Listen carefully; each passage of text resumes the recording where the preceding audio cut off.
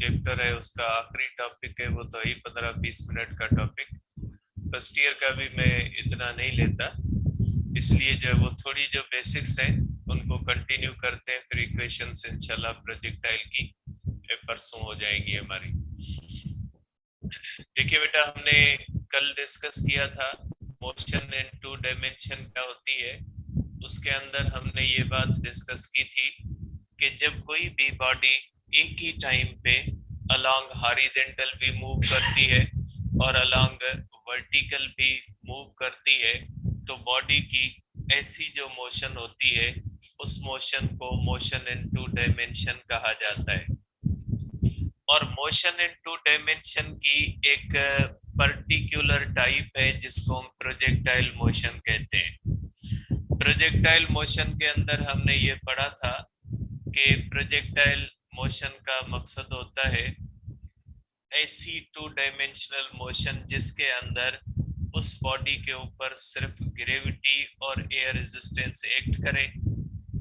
तो ऐसी two dimensional motion जो under the action of gravitational force हो, जिसके ऊपर सिर्फ और सिर्फ एयर रेजिस्टेंस और ग्रेविटी एक्ट कर रहे हो, तो ऐसी टू डायमेंशनल मोशन को हम कहेंगे कि ये जो है वो प्रोजेक्टाइल मोशन है बेटा। अब प्रोजेक्टाइल मोशन से रिलेटेड जो कुछ टर्म्स होते हैं उन टर्म्स को हम डिफाइन करेंगे कि उन टर्म्स का मकसद क्या होता है बेटा। तो आज डिस्कस करेंगे बेटा हम प्रोजेक्टाइल मोशन। बेटा प्रोजेक्टाइल मोशन की डेफिनेशन मैं फिर लिख देता हूं।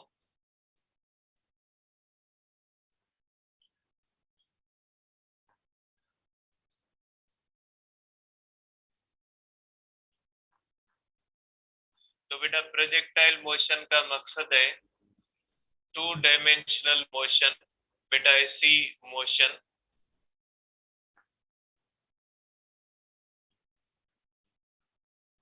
Two dimensional motion in which only two forces are acting।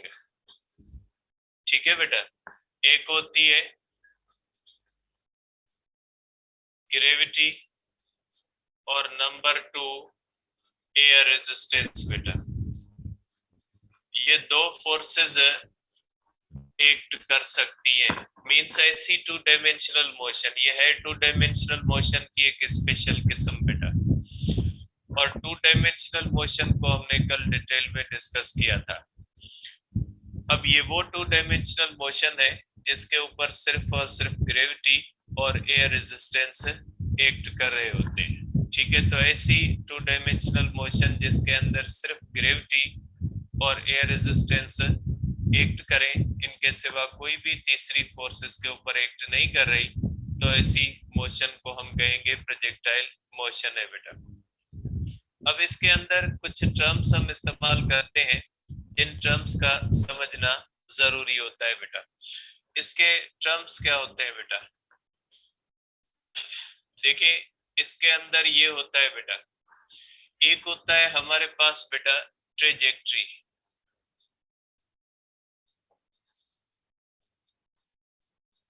ठीक है बेटा, अब इसकी ट्रेजेक्ट्री का मकसद क्या होता है? देखिए बेटा, आपको पता है कि जब हम किसी भी स्टोन को थ्रो करते हैं या फुटबॉल को किक लगाई जाती है, तो फुटबॉल भी जो होता है बेटा ये एक प्रोजेक्टाइल बनता है। तो बेटा ये प्रोजेक्टाइल जो होता है ये इस तरह की मोशन होती है इसके अंदर। जैसे स्टोन होता है बेटा, इस तरह से थ्रो करते हैं तो वो इस तरह से आके गिरता है। फुटबॉल को किक मारी जाती है तो वो भी इसी तरह से जो है वो गिरता है या इसी तरह का पाथ फॉलो करता है। तो बेटा ये जो होता है ये पाथ होता है प्रोजेक्टाइल का। तो ये जो प्रोजेक्टाइल का पाथ होता है ना बेटा, यहाँ से लेकर यहाँ तक ये जो प्रोजेक्टाइल का पाथ होता है बेटा, इस पाथ को हम कहते हैं ट्रेजेक्ट्री। ठीक है, आप इसको कह सकते हैं कि बेटा ये ट्रेजेक्ट्री है बेटा। ट्रेजेक्ट्री का मकसद है वो रास्ता, वो पाथ जो फॉलो करके इस तरह से कर्व्ड पाथ जो इसका बनता है, इस पाथ को हम कहते हैं ट्रेजेक्ट्री बेटा। तो आप इस तरह से कहेंगे बेटा कि पाथ फॉलोड बाय, ठीक है, पाथ फॉलोड बाय प्रोजेक्टाइल, ठीक है, path followed by projectile is called trajectory बेटा, ठीक है। जो पाथ फॉलोड बाय प्रोजेक्टाइल होता है बेटा उसको ट्रेजेक्ट्री कहा जाता है। और प्रोजेक्टाइल की जो ट्रेजेक्ट्री होती है वो इस तरह से कर्व्ड होती है, और ऐसे जो कर्व्ड शेप होता है उसको कहा जाता है कि ये जो है वो पैराबोलिक ट्रेजेक्ट्री है। तो आप इस तरह से कहेंगे कि ये जो होती है, आप कह सकते हैं कि ट्रेजेक्ट्री, ठीक है, trajectory of projectile is parabolic बेटा। इसकी ट्रेजेक्ट्री जो होती है बेटा ये पैराबोलिक ट्रेजेक्ट्री होती है, ठीक है। अब ये जो पैराबोलिक ट्रेजेक्ट्री होती है ये जो है इसकी इक्वेशन जो बनती है वो क्वाड्रेटिक बनती है, वो आगे देखेंगे। लेकिन माइंड में रखिएगा कि जिस चीज का पाथ जो होता है वो कर्व्ड होता है इस तरह से, उसकी ट्रेजेक्ट्री जो बनती है इस तरह से कर्व्ड बनती है, उसकी मैथमेटिकल इक्वेशन जो होगी वो क्वाड्रेटिक इक्वेशन होगी बेटा। ये आगे डिस्कस करेंगे। तो सिंपली आप इसको कहोगे कि वो रास्ता जो रास्ता देके प्रोजेक्टाइल एक जगह से दूसरी जगह तक पहुंचता है, जो उसका रास्ता होता है उस रास्ते को हम ट्रेजेक्ट्री कहते हैं। और ये जो प्रोजेक्टाइल की ट्रेजेक्ट्री होती है ये कर्व्ड ट्रेजेक्ट्री होती है, इसको हम कहते हैं पैराबोलिक ट्रेजेक्ट्री बेटा। तो ये ध्यान में रखिएगा बेटा। अब इसके बाद होता है बेटा time to reach maximum height बेटा, time to reach maximum height बेटा, ठीक है। इनकी डेफिनेशंस में नहीं लिखता, सिंपली आपको समझाता हूं बेटा। और दूसरा होता है बेटा, आगे आ जाएंगी इसकी, टोटल टाइम होता है बेटा, ठीक है। और तीसरा होता है इसके अंदर बेटा रेंज, और चौथा होता है इसके अंदर बेटा वर्टिकल हाइट बेटा, ठीक है। ये तीन चार टर्म्स हैं जो कॉमन टर्म्स होते हैं। अब बेटा time to reach maximum height का मकसद है यहां से लेकर यहां तक जो टाइम होता है इसको कहा जाता है time to reach maximum height बेटा। यहां तक होता है टाइम ऑफ असेंट भी कहा जाता है इसको, के ऊपर पहुंचने का टाइम। और दूसरा होता है बेटा टाइम ऑफ डिसेंट, नीचे आने का टाइम, इसको कहा जाता है time to reach maximum height. दूसरा होता है total time, time of flight बेटा, या time to remain in air. ये वो टाइम होता है जो इनिशियल से लेकर फाइनल तक होता है, उसको हम कहते हैं कि ये जो होता है बेटा टोटल टाइम होता है। तीसरी होती है रेंज बेटा, रेंज का मकसद होता है हॉरिजॉन्टल डिस्टेंस बेटा, ये रेंज होती है। और ये होती है बेटा हाइट होती है, ठीक है। इसकी प्रोजेक्टाइल की जो ऊपर पहुंचता है वो हाइट होती है, और जो नीचे इस तरह से हॉरिजॉन्टल पे जाता है वो रेंज होती है बेटा। तो इन टर्म्स के बारे में ध्यान में रहना चाहिए कि प्रोजेक्टाइल जो होता है वो एक ही टाइम पे साइमल्टेनियसली दो डिस्टेंस तय करता है। एक डिस्टेंस अलोंग हॉरिजॉन्टल तय करता है और एक डिस्टेंस अलोंग वर्टिकल तय करता है, ठीक है। आप देख रहे हैं बेटा कि ये प्रोजेक्टाइल जब इस तरह से हम थ्रो करते हैं तो ये जो प्रोजेक्टाइल होता है ये ऊपर की तरफ भी जाता है, हॉरिजॉन्टल वर्टिकल डिस्टेंस हाइट भी तय करता है। और दूसरा जो होता है बेटा ये इस तरह से अलोंग हॉरिजॉन्टल भी जाता है तो रेंज भी तय करता है। तो आप कह सकते हैं कि बेटा प्रोजेक्टाइल एक टाइम पे दो डिस्टेंस तय करता है, अलोंग हॉरिजॉन्टल भी तय करता है और अलोंग वर्टिकल भी तय करता है। तो ये बात हमें बताती है कि ये जो प्रोजेक्टाइल की मोशन है इसके अंदर जब कोई भी बॉडी एक ही वक्त पे ऊपर की तरफ भी जाती है आगे की तरफ भी जाती है, वर्टिकल डिस्टेंस भी तय करती है, हॉरिजेंटल डिस्टेंस भी तय करती है। इसका मतलब ये हुआ कि इस प्रोजेक्टाइल की मोशन को आप मोशन इन प्लेन कंसीडर कर सकते हैं। मोशन इन प्लेन का मकसद क्या होता है बेटा? मोशन इन प्लेन का मकसद है ऐसी मोशन जिसके एक टाइम पे दो हिस्से हों। जैसे प्रोजेक्टाइल की मोशन के दो हिस्से हैं, क्योंकि प्रोजेक्टाइल एक ही टाइम पे दो मुख्तलिफ डायरेक्शंस में एक दूसरे के दो मुख्तलिफ डायरेक्शंस में हाई जो है वो डिस्टेंस तय करता है। तो आप कहोगे कि प्रोजेक्टाइल की मोशन को आप मोशन इन प्लेन कंसीडर कर सकते हैं। प्लेन का मकसद होता है एक्स एक्सिस और वाई एक्सिस में आप इसको तकसीम कर सकते हैं। क्योंकि इसकी मोशन के दो हिस्से हैं, तो इन दोनों हिस्सों को जाहिर करने के लिए जाहिर सी बात है इसके जो वर्टिकल उसका डिस्टेंस होता है उसको जाहिर करने के लिए भी कोई कोऑर्डिनेट चाहिए, और इसका जो हॉरिजेंटल डिस्टेंस है इसको जाहिर करने के लिए भी किसी एक्सिस की जरूरत पड़ेगी। तो आप कह सकते हैं कि प्रोजेक्टाइल मोशन एक ही टाइम पे ऊपर भी जा रहा होता है, आगे भी जा रहा होता है। जैसे स्टोन थ्रो करते हैं, वो आगे भी जा रहा होता है, ऊपर भी जा रहा होता है। तो ऐसी मोशन जिसके दो हिस्से होते हैं, एक ही टाइम पे उसके दो हिस्से हैं, तो ऐसी मोशन को मोशन इन प्लेन कंसीडर कर सकते हैं बेटा। ठीक है, तो आप कह सकते हैं कि बेटा projectile motion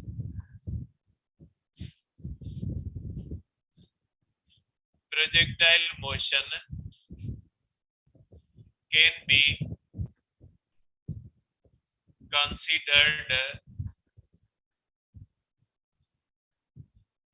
considered as motion in plane बेटा।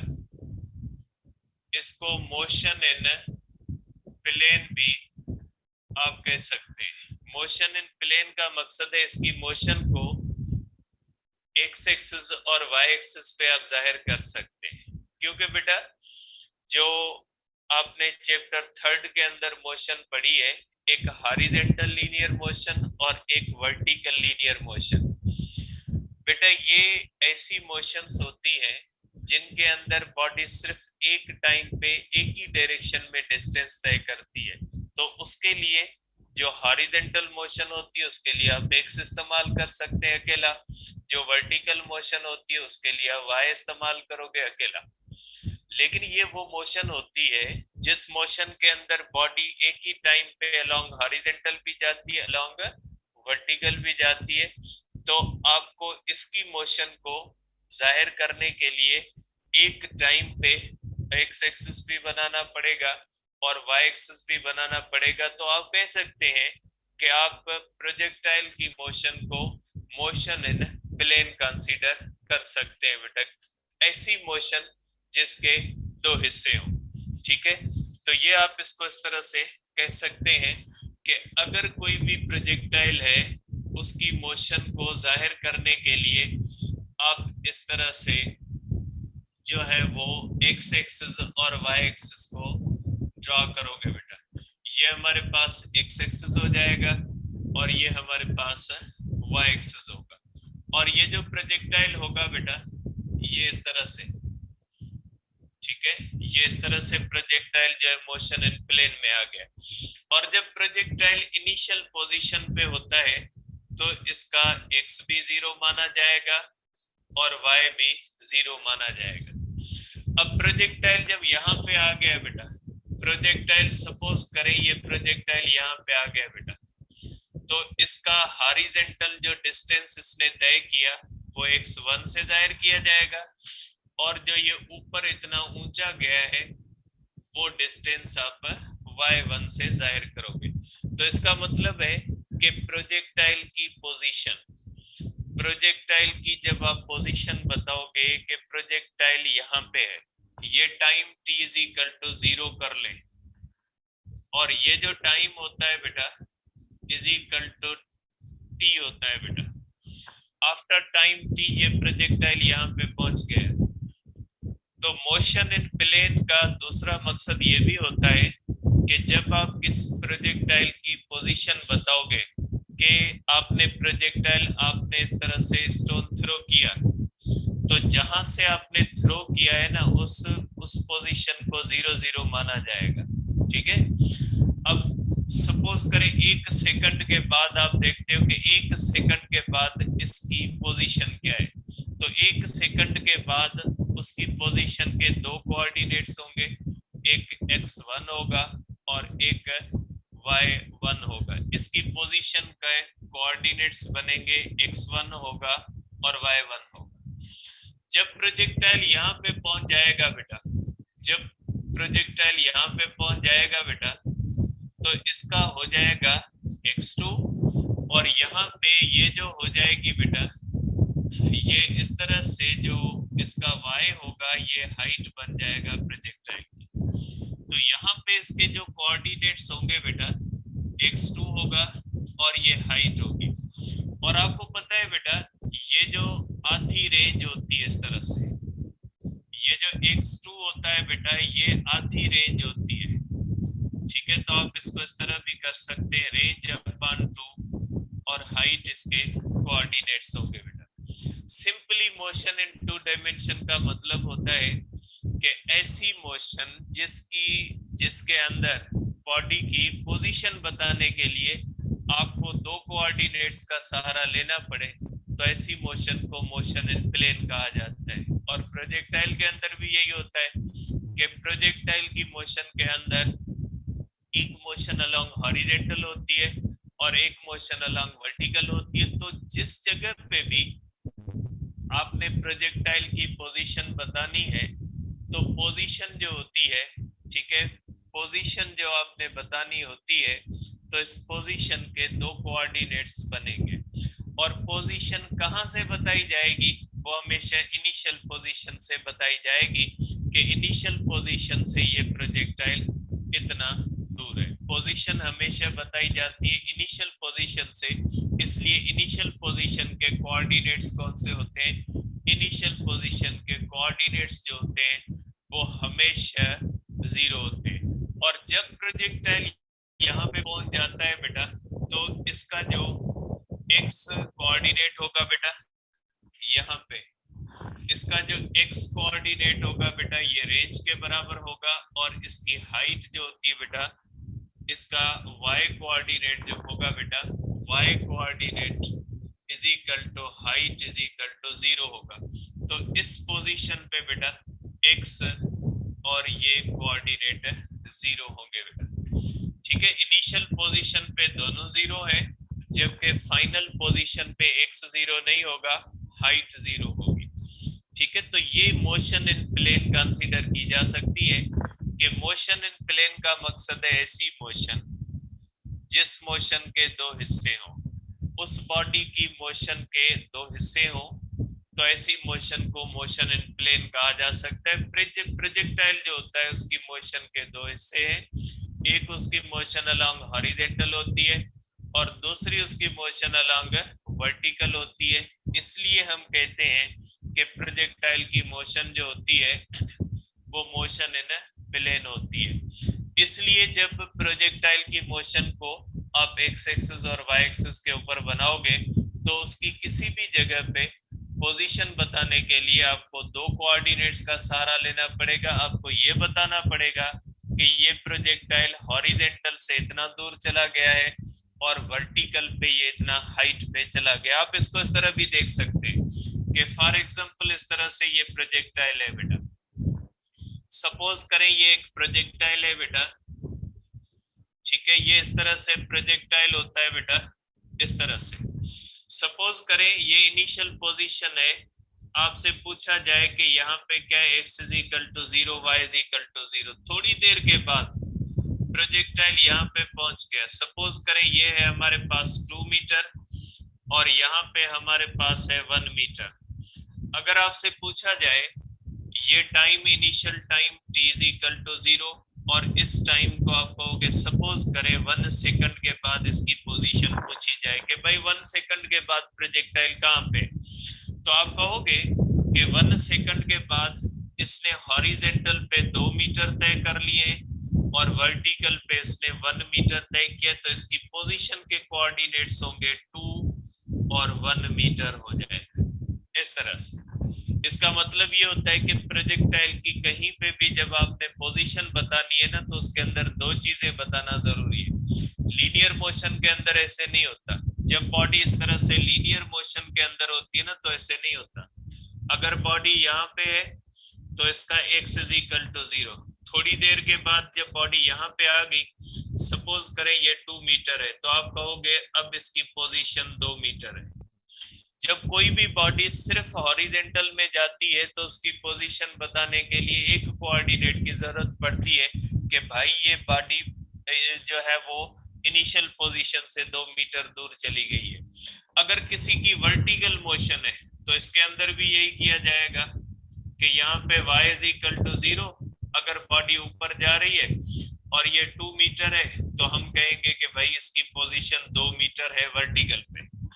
तो जब कोई भी बॉडी सिर्फ एक ही मोशन के अंदर होती है, वन डायमेंशनल में, जो हमने जो है वो चैप्टर 3 के अंदर हॉरिजेंटल लीनियर मोशन पढ़ी, वर्टिकल लीनियर मोशन, या कोई भी मोशन हो, चाहे वो हॉरिजेंटल हो चाहे वर्टिकल हो, अगर उसके अंदर वो 2 डायमेंशनल मोशन नहीं है, वो 1 डायमेंशनल मोशन है, तो उसकी पोजीशन बताने के लिए सिर्फ एक कोऑर्डिनेट की जरूरत पड़ेगी और उसकी पोजीशन स्पेसिफाई हो जाएगी।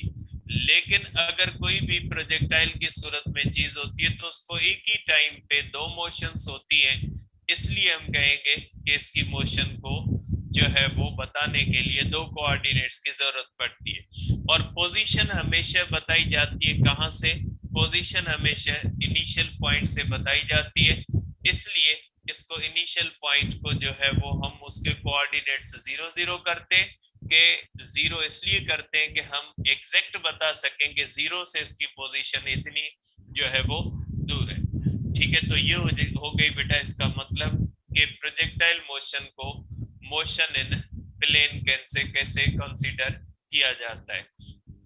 दूसरी बात बेटा, जब आप इसको मोशन इन प्लेन कंसीडर करते हो तो बेटा अब इसके अंदर 2 मोशंस आ गई।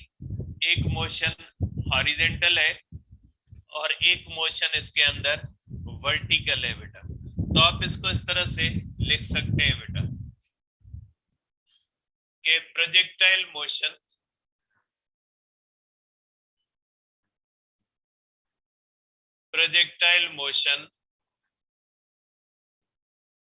is a superposition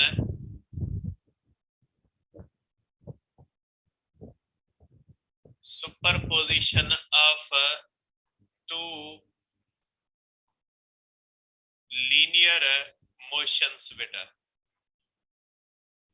बेटा प्रोजेक्टाइल मोशन 2 लीनियर मोशंस की कॉम्बिनेशन से बनती है बेटा। कौन सी जो होती है? 2 मोशंस होती है। देखिए बेटा, ये प्रोजेक्टाइल बेटा ऊपर की तरफ भी जा रहा है, आगे की तरफ भी जा रहा है। इसका मकसद है वो हॉरिजॉन्टल की तरफ भी जा रहा है और किस तरफ जा रहा है? वर्टिकल की तरफ भी जाता है। तो जब ये हॉरिजॉन्टल की तरफ भी जाता है, वर्टिकल की तरफ भी जाता है, मींस ये इस तरफ भी जाता है इस तरफ भी जाता है, इसका मकसद है कि ये 2 मोशंस की कॉम्बिनेशन से ये मोशन बनी है। मींस प्रोजेक्टाइल के अंदर एक साथ 2 मोशंस हैं।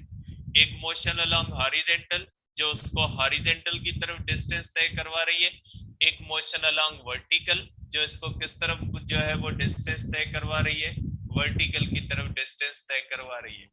तो आप कहेंगे कि जब किसी भी बॉडी को एक साथ हॉरिजॉन्टल और वर्टिकल मोशन दे देते हैं तो उसकी मोशन प्रोजेक्टाइल बन जाती है।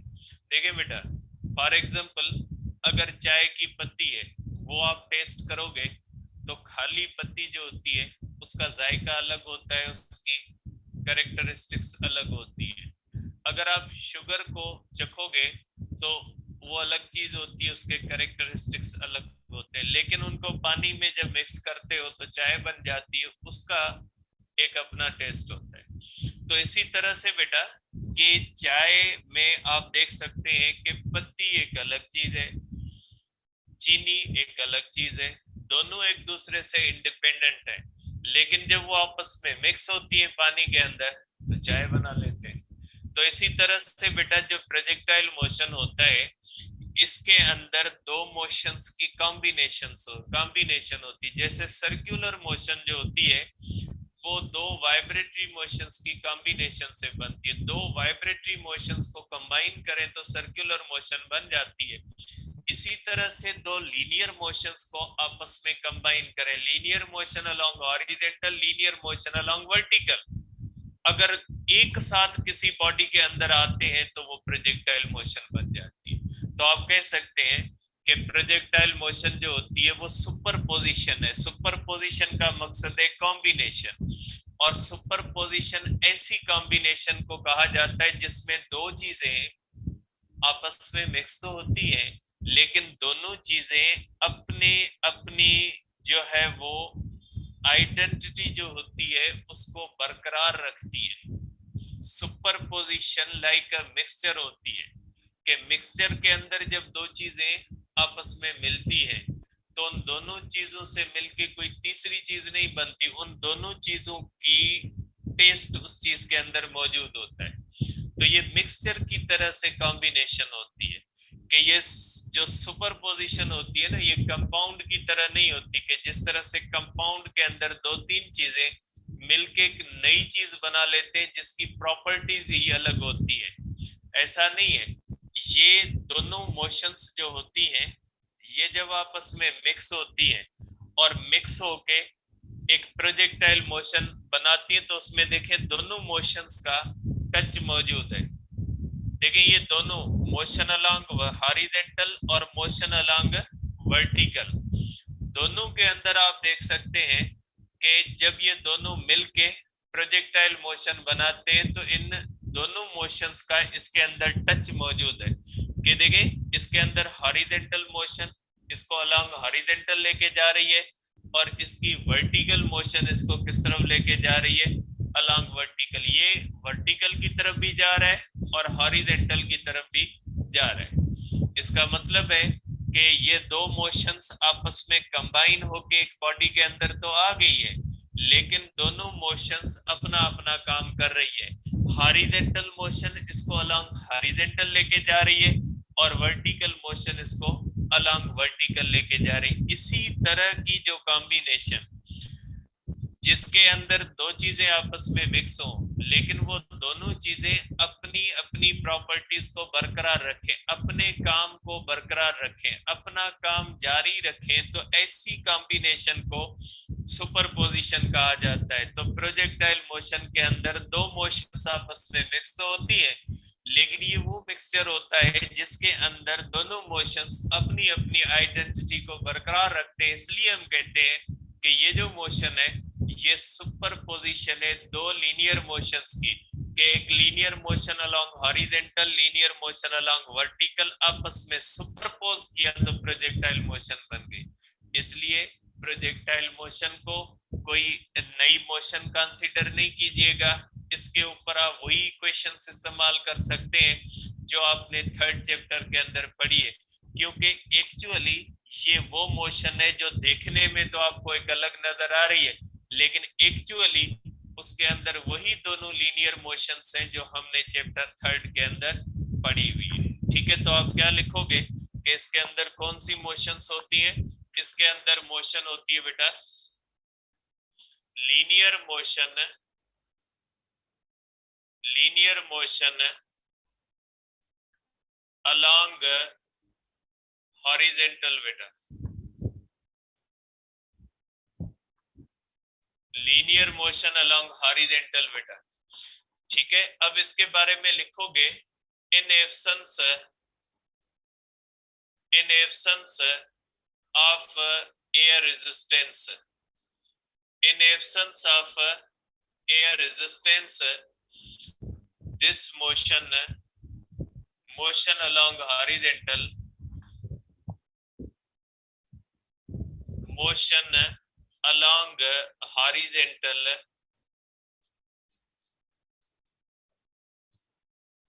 is considered uniform motion. बेटा यूनिफॉर्म मोशन का मकसद होता है यूनिफॉर्म वेलोसिटी, इसकी वेलोसिटी यूनिफॉर्म रहती है बेटा, यूनिफॉर्म वेलोसिटी रहती है। अगर एयर रेजिस्टेंस नहीं है बेटा तो मोशन अलोंग हॉरिजॉन्टल जो होगी उसको हम motion with the uniform velocity मानेंगे, क्योंकि हमने पहले भी कंसीडर किया हुआ है कि प्रोजेक्टाइल के ऊपर दो फोर्सेस लग सकती है, एक ग्रेविटी लग सकती है और दूसरी एयर रेजिस्टेंस लग सकती है। अब एयर रेजिस्टेंस को हम कंसीडर कर रहे हैं जीरो। अगर एयर रेजिस्टेंस जीरो होगी तो सिर्फ और सिर्फ कौन सी फोर्स उसके ऊपर एक्ट कर रही होगी? ग्रेविटी ने तो एक्ट करना है। तो बेटा ये जो हॉरिजॉन्टल मोशन होती है ना, हॉरिजॉन्टल और ग्रेविटी जो होती है, ग्रेविटी वर्टिकल फोर्स है बेटा, याद रखिएगा ग्रेविटी वर्टिकल फोर्स है बेटा।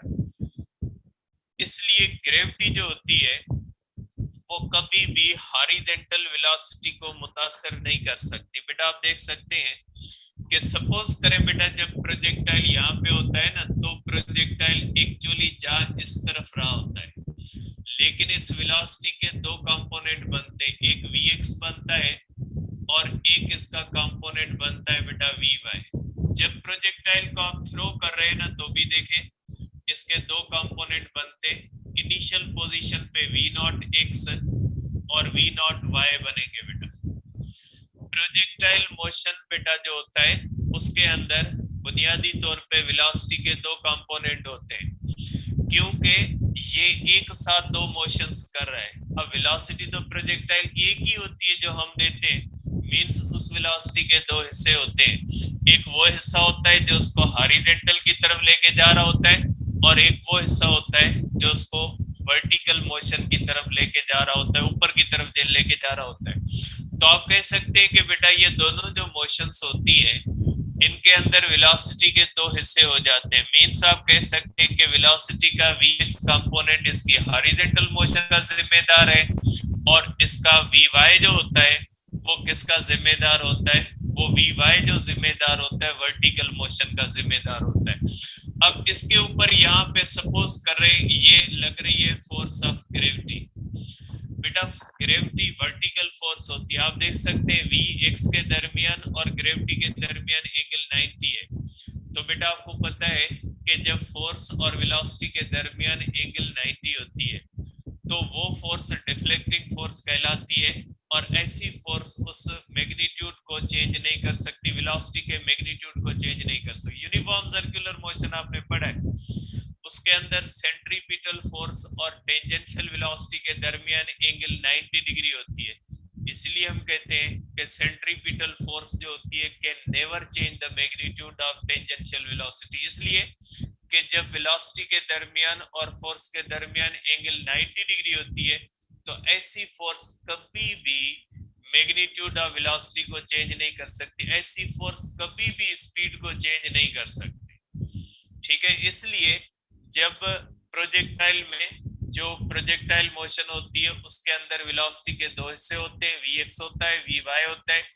तो जो vx होता है उसके दरमियान और ग्रेविटी के दरमियान एंगल जो होती है वो 90 डिग्री होती है, इसलिए vx और ग्रेविटी के दरमियान एंगल 90 होने की वजह से ये जो ग्रेविटी होती है इस vx के मैग्नीट्यूड को कभी भी चेंज नहीं कर सकती। इसलिए हम कहते हैं कि ग्रेविटी की अगर एयर रेजिस्टेंस है तो कर सकती है, मैं एब्सेंस ऑफ एयर रेजिस्टेंस, क्योंकि एयर रेजिस्टेंस है ना, ये रेजिस्टेंस हमेशा मोशन को अपोज करती है, तो एयर रेजिस्टेंस हमेशा हॉरिजॉन्टल वेलोसिटी को डिक्रीज करेगी, उसके अंदर डिसेलरेशन पैदा करेगी। लेकिन अगर एयर रेजिस्टेंस को नजरअंदाज कर देते हैं, जैसे कॉमनली हम एयर रेजिस्टेंस को नजरअंदाज करते हैं, तो उस कंडीशन के अंदर आप कह सकते हैं कि इसकी जो हॉरिजॉन्टल मोशन है वो यूनिफॉर्म वेलोसिटी से होती है बेटा।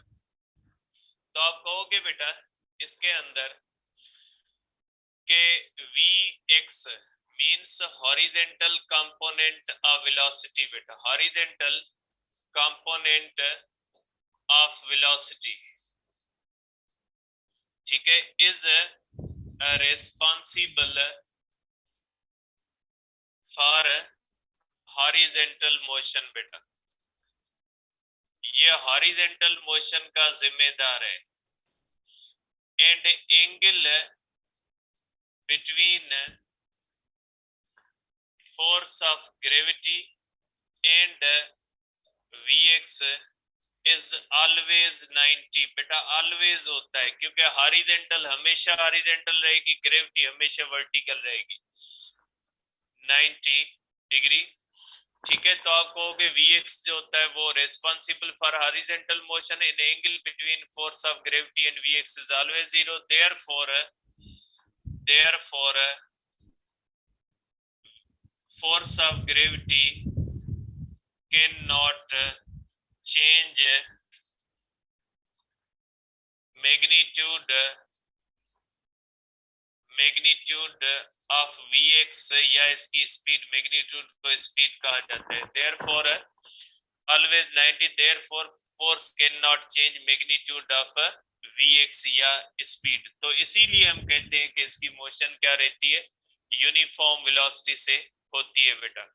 तो ये आप कह सकते हैं कि बेटा इसकी जो हॉरिजेंटल मोशन होती है, ये horizontal motion with the uniform velocity होती है, क्योंकि इसके अंदर दो मोशंस होती है, हॉरिजेंटल भी होती है और वर्टिकल भी होती है। दूसरी होती है बेटा इसके अंदर ये, दूसरी होती है बेटा इसके अंदर लीनियर मोशन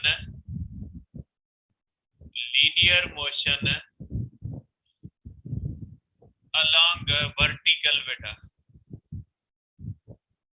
ठीक है, अब आप कह सकते हैं कि बेटा इन एब्सेंस ऑफ एयर रेजिस्टेंस। बेटा एयर रेजिस्टेंस की एब्सेंस है तो ये चीजें होंगी, क्योंकि हमारे पास जो बुक के अंदर है ना वो एयर रेजिस्टेंस को नजरअंदाज, आम तरह से जो चीजें हम थ्रो करते हैं लाइक अ प्रोजेक्टाइल, उनकी साइज इतनी छोटी होती है कि एयर रेजिस्टेंस इतनी आती नहीं है उनको। In absence of air resistance बेटा आप कह सकते हैं कि बेटा motion along vertical can be considered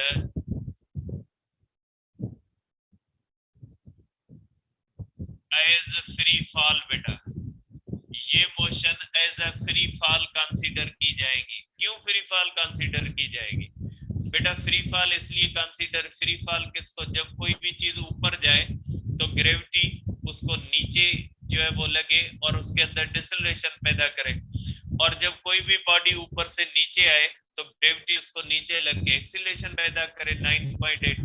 यहाँ पे भी देखिए बेटा, ये प्रोजेक्टाइल जब ऊपर जाने की कोशिश कर रहा है तो ग्रेविटी इसको क्या कर रही है, वी वाई को नीचे खींच रही है। वी वाई क्योंकि वर्टिकल मोशन होती है वी वाई की वजह से। अब आप यहाँ पे कंसीडर करोगे वी वाई को, क्योंकि वर्टिकल मोशन जो होती है वो जिम्मेदार जो होता है, वर्टिकल मोशन का जिम्मेदार कौन होता है, वी वाई होता है। जब ये प्रोजेक्टाइल ऊपर की तरफ जा रहा होता है, वी वाई और फोर्स ऑफ ग्रेविटी के दरमियान एंगल 180 होती है, तो ग्रेविटी वी वाई के अंदर डिसलरेशन पैदा करती है। और जब ये प्रोजेक्टाइल नीचे आता है बेटा, ठीक है, वी एक्स तो अपनी जगह पे कंटिन्यू करता है, और ये जो होता है बेटा वी वाई होता है, और फोर्स ऑफ ग्रेविटी भी इसी तरह लग रही है। आप यहाँ पे भी देख सकते हैं इसको बेटा, यहाँ पे वी एक्स तो होता है लेकिन इसका वी वाई यहाँ पे जीरो हो जाता है, क्योंकि ग्रेविटी इसको क्या कर देती है बेटा, ग्रेविटी इसको जीरो कर देती है। तो आप देखिए जब ये बॉडी ऊपर जाती है तो वी वाई और ग्रेविटी के दरमियान एंगल 180 होती है, तो ग्रेविटी वी वाई के अंदर डिसलरेशन पैदा करती है। ग्रेविटी की वजह से जो डिसलरेशन होती है वो 9.8 होती है, और जब ये मैक्सिमम हाइट पे जाती है तो इसकी वेलोसिटी जीरो हो जाती है। जब ये बॉडी नीचे आती है तो इसके अंदर एक्सेलरेशन पैदा होती है 9.8 के। तो बिल्कुल फ्री फॉल की तरह होता है, जब कोई भी बॉडी ऊपर जा रही होती है तो ग्रेविटी उसके अंदर डिसलरेशन 9.8 पैदा करती है। जब ये मैक्सिमम हाइट पे चली जाती है तो वहां पे वी वाई जीरो हो जाता है। जब वो नीचे आती है तो वी वाई जो होता है बढ़ता है, उसके अंदर एक्सेलरेशन पैदा होती है। तो आप कह सकते हैं कि वर्टिकल मोशन जो होती है वो लाइक अ फ्री फॉल होती है बेटा। तो आप कहोगे कि vertical motion vertical motion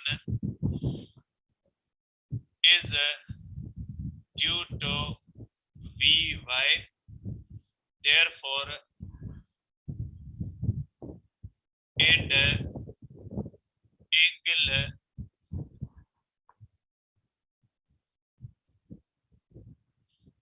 and gravity is vertical force. Therefore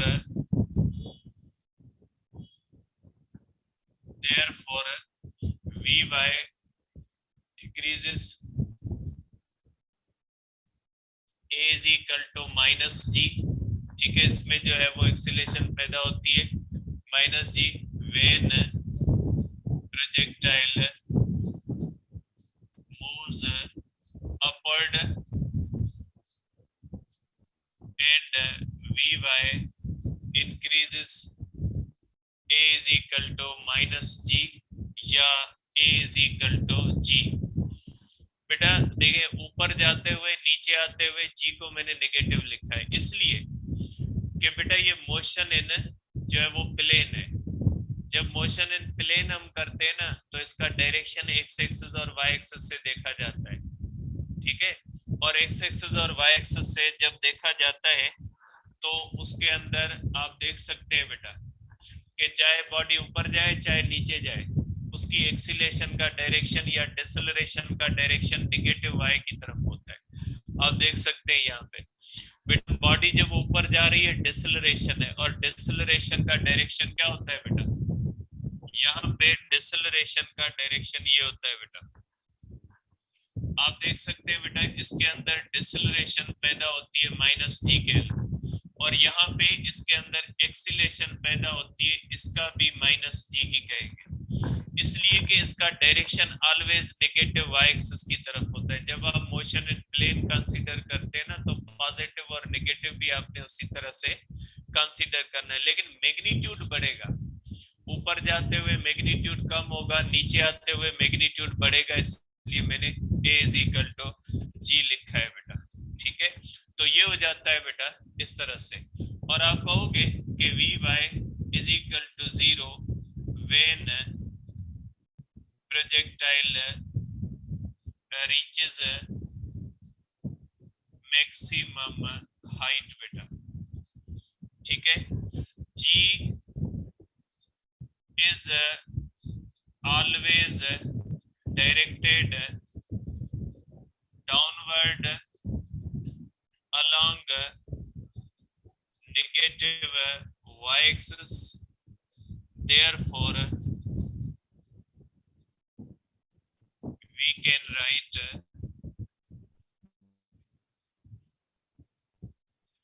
A is equal to minus G. बेटा ऊपर जाते हुए भी G लिखेंगे और नीचे आते हुए भी G लिखेंगे बेटा. ठीक है, अब यहाँ पे बेटा प्रोजेक्टाइल करते हैं कंप्लीट. कल आगे जो है वो चीजें, कल नहीं परसों इंशाल्लाह इसको आगे डिस्कस करेंगे. ठीक है, इसके बाद इंटर वालों की क्लास है बेटा. जो फर्स्ट ईयर वाले हाफ एंट्री वाले वो क्लास लेफ्ट कर दे बेटा. इंटर वालों का क्लास अभी मैं कंटिन्यू करता हूँ.